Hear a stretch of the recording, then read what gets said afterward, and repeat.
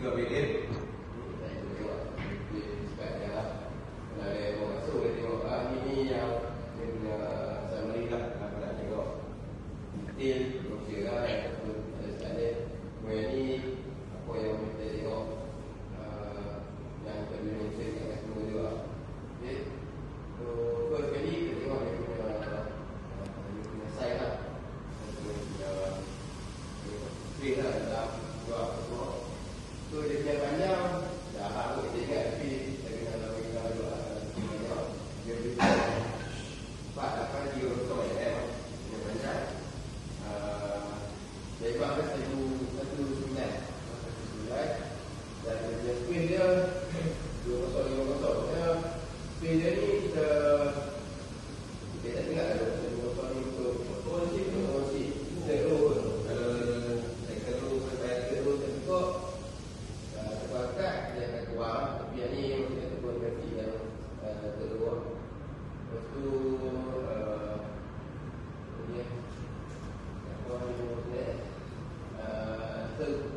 tahu guna seat dia semua dah tahu lah. Kalau nak dekat seat dia ada adjust. Kalau tak tahu nanti kita jual kat design. Okay.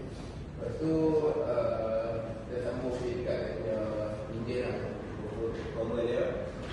Okay. Dia punya enjin semua sama, sama dua yang ada series S70 kan sama.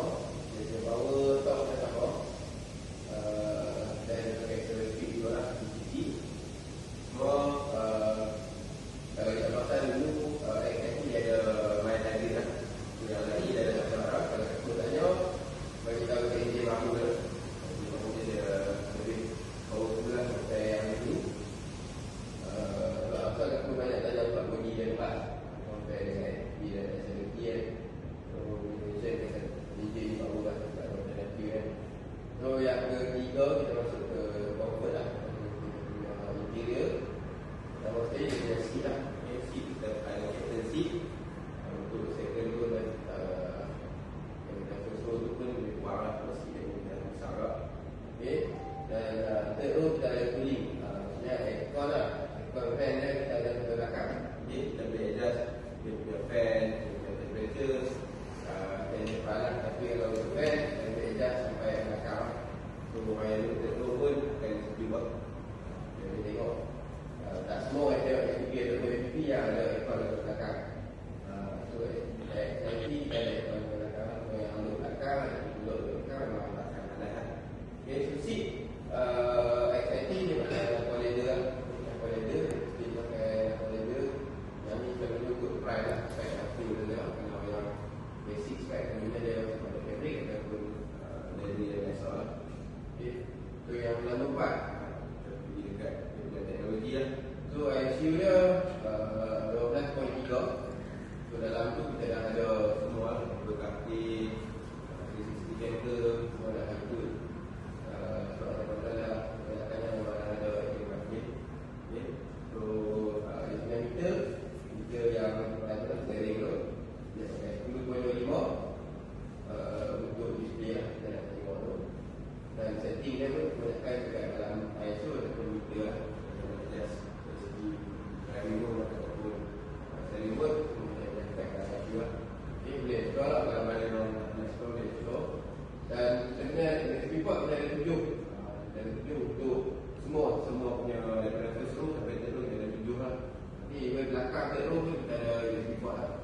Okay, kalau kita tak ingat FC ke Type A lah belakang punya row tu. Belakang second row saya rasa ada 2 kot FC ke Type A. Depan tu ada 2. Okay, so boleh baca ataupun mute kat semua tu kita tengok keadaan lah. Okay, kita ada juga orangnya saja untuk yang benda spek anda ni. Okay, alright. Okay, nombor 5 lah safety lah. Okay, kita boleh mention dekat customer kita ada 360 camera dengan 180 view lah. Yang ni selalunya kita ada camera punya view juga.